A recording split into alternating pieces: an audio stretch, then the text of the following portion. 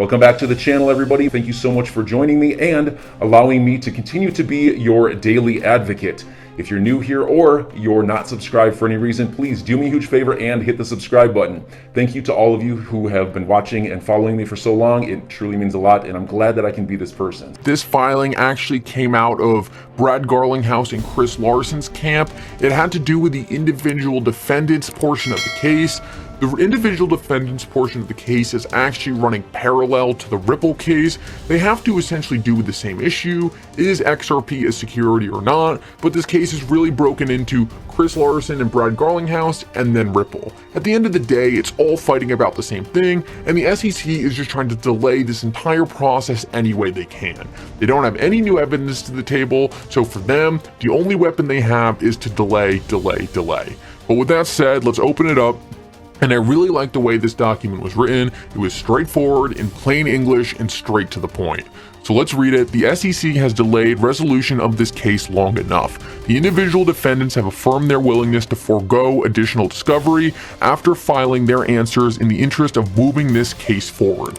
So this is pretty important. One of the claims the SEC was trying to make, they were trying to say, oh, it doesn't really hurt anyone if we just delay this a little longer, because Brad Garlinghouse and Chris Larson, they can get more evidence too. This doesn't only favor the SEC. All parties can look to bring more evidence to the table, so it shouldn't really affect anyone if we just make the discovery phase, like I said, for this portion of the case, not the Ripple portion of the case, just make it a little longer. Well, the Ripple lawyers are saying, no way. We know our clients are innocent. We have brought so much evidence to the table that proves that in no way were our clients ever given fair notice that XRP would one day be called a security by the SEC. The SEC's own guidelines for what a security even is fundamentally says XRP is not a security. And on top of that, our clients went through the extra effort to get separate law firm opinions on the status of XRP that all said it's not a security. On top of that, multiple members of the SEC had come out to Ripple and the individual defendants and said XRP was not a security. So we don't need more discovery. Only the SEC needs more discovery, so we're going to completely say we don't need this at all. We want to move this case forward, and we think that the SEC is only doing this to benefit themselves. Now, they keep going and they say the SEC has refused to commit to any schedule until after it reviews the individual defendants' answers. But even if the SEC was permitted to take discovery of the individual defendants and the individual defendants were to reciprocate, discovery has closed with respect to Ripple. So this is huge. They're just pointing out, look, this has to do with the individual defendants. So even if the SEC was granted, we are not opening up discovery again for Ripple. There is no way that's happening. That has closed, so if the SEC wants to try to drag out another portion of this case, which they shouldn't be allowed to, we want to make it clear. The portion of this case having to do with Ripple is done. It's closed, or the discovery period is done with. They then go on to say nothing should further delay Ripple from moving for summary judgment and demonstrating to the court that XRP is not a security. So here we get the first glimpse of Ripple's strategy going forward. They want to move to summary judgment ASAP. Summary judgment is essentially where the court can essentially make rulings on the most important issues regarding this case. Ripple wants to get to this point ASAP. There's been speculation that certain parties might want to go to trial. Well, it looks like we just got a clear answer from Ripple. They want to go to summary judgment. And next, after this, I'm going to show you guys exactly when we should expect summary judgment to take place and whether or not we will see a settlement beforehand. I also like the next part when they say demonstrating to the court that XRP is not a security. This was kind of just like an extra jab at the SEC. They're saying, look, it is obvious XRP is not a security, and we're going to show that in summary judgment. I love the confidence here. It was just a very well said, super straight to the point, and really just hits the SEC pretty hard here. I just really like this motion out of Ripple. Now, let's take a look of when we can expect summary judgment to take place and whether or not we can expect to see a settlement before or after summary judgment. So Jeremy Hogan tweets out, and this actually had to do with another filing, or the filing that the SEC put in to further delay the case. And I think you can see right here that the SEC is very scared of summary judgment. That's because they haven't brought any new evidence to this case in a very long time. The SEC has been playing defense on a case that they brought, which is so ironic. They should be on the offense, yet they are constantly defending attacks from Ripple, and that's why they're looking to delay. They've been so busy being on defense, they haven't gotten any opportunities to bring any decent points to the court. Therefore, they want to delay summary judgment because I think if they went there right now, they would get their butts kicked by the court. So the SEC is requesting an extension, of course, but look at footnote 2.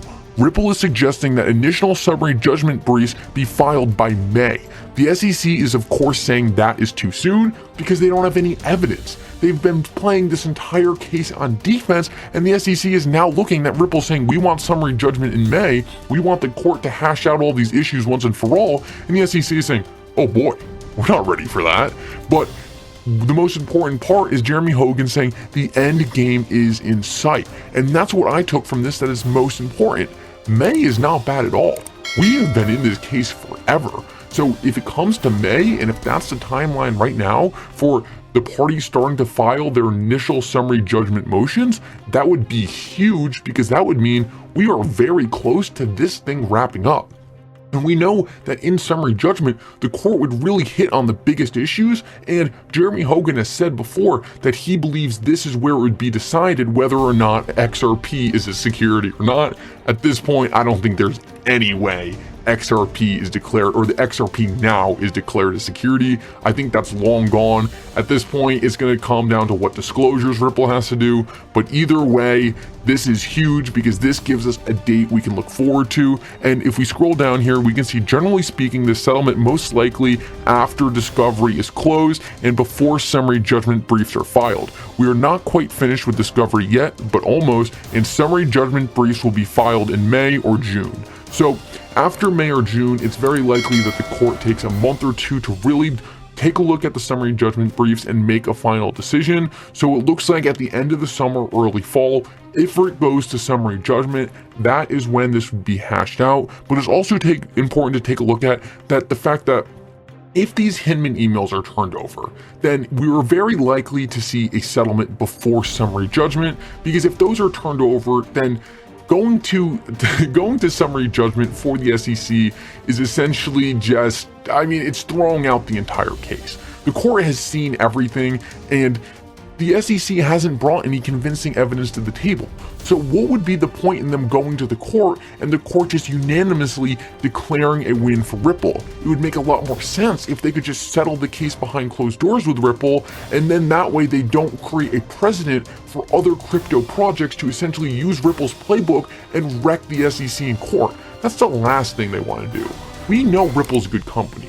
We know that there are a lot of sketchy companies in the crypto industry. So the SEC is not going to throw out all their power going forward just to take a loss they already know they're going to have to take to Ripple. So if there is a settlement and more evidence and the final piece of evidence go to Ripple's side, then it looks like in the next coming months, it looks like at the end of May and all through April, we are going to see some heavy settlement talks between Ripple and the SEC.